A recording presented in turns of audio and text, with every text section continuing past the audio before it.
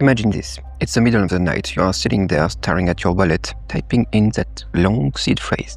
You think everyone is asleep. It's just you and your fortune in the quiet darkness. But in some shadowy corner, there is a pair of eyes locked on you, watching every single keystroke. This isn't a horror movie. It's a real case that just happened in the UK. A guy named Yuan Pinghui is suing his wife, Li Fenzhong, because she stole his 2,323 bitcoins. At today's price, that's roughly $170 million. How did she do it? She hid a camera behind the bookshelf, specifically to capture him entering his seed phrase.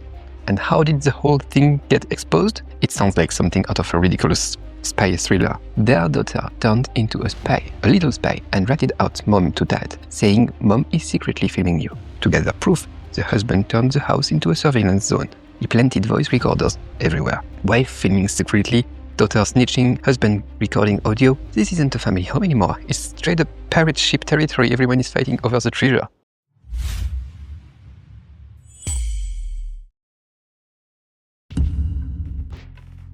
Let me hit you with a real tough question right now. How much do you actually own? And does your partner really know the full amount? Would you ever hand over your wallet addresses and private keys to her or to him? Drop your thoughts in the comments. I'd love to hear how many of you are in the same boat as me. Because for me, my family obviously knows I own some Bitcoin, sure. But I can tell you straight up, nobody on this planet except me knows how many addresses I have or exactly how much I hold. And honestly, I hope you are in the exact same position. Okay, some people might say, come on, that guy had hundreds of millions. I barely have one Bitcoin. Do I really need to be that paranoid? Yes, absolutely, yes, you do. Even one Bitcoin is worth protecting like crazy.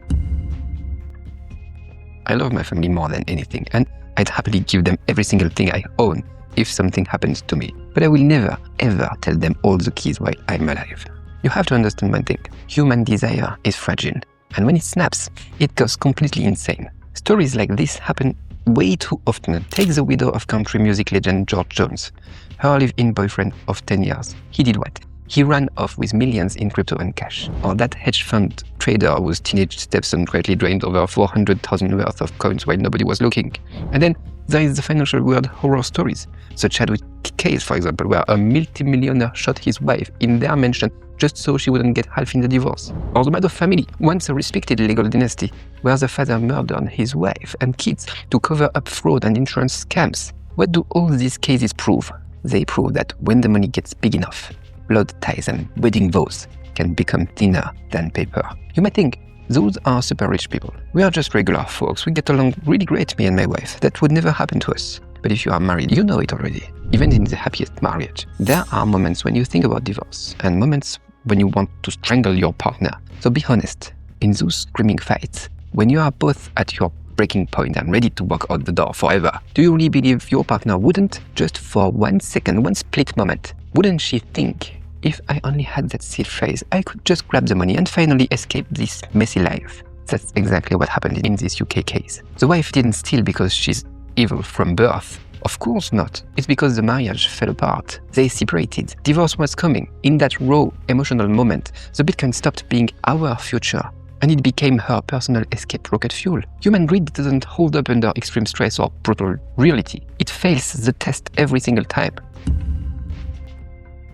I think a lot of us got into Bitcoin for the same reason I did. We believe in the freedom that decentralization brings. From the day we are born, we are trapped in a hyper-regulated, zero-privacy world. Your bank card, your house, every single purchase you make, someone somewhere is watching and controlling it. That so-called safety is really just power being handed down to you. Centralized institutions protecting you while they monitor you. We don't want that kind of oversight. We just want real freedom. And Bitcoin is the first time in human history that regular people like us get a real shot at absolute financial freedom. That freedom is priceless. It means your money doesn't need anyone's permission. It isn't controlled by any bank or government. Privacy is the ultimate freedom, and it's our last real power. In this decentralized world, you are your own bank. You are the one making the choices. So if what we are chasing is total freedom, then that freedom can't be in anyone else's hands, not even your family's. The second you hand over your privacy, you are basically hanging the sword of Damocles over your own head.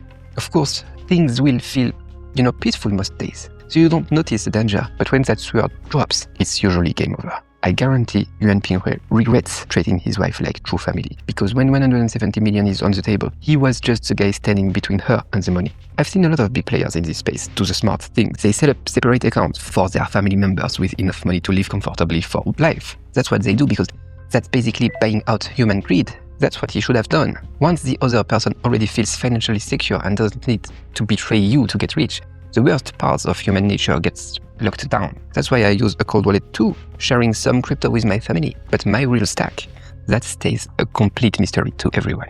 If you are not at that level yet, remember this. Even if you only have one single Bitcoin or 0.1 Bitcoin, protect it like you are protecting your life, because that's what you are doing.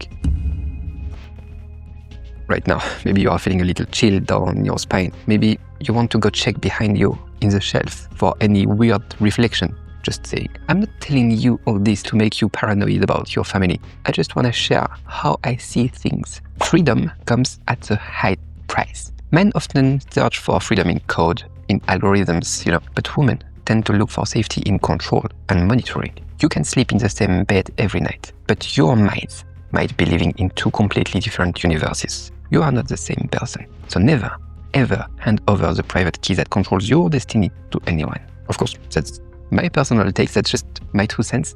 If you believe there should be zero secrets between family members, I totally respect that choice too. What do you think about all that? What do you think about this crazy UK case? You can tell me, how do you balance personal financial sovereignty with your closest relationships? You can tell me, you can drop your thoughts in the comments. I will read every one of them. But yeah, think about that. This is Cédric, and I'll see you in the next one.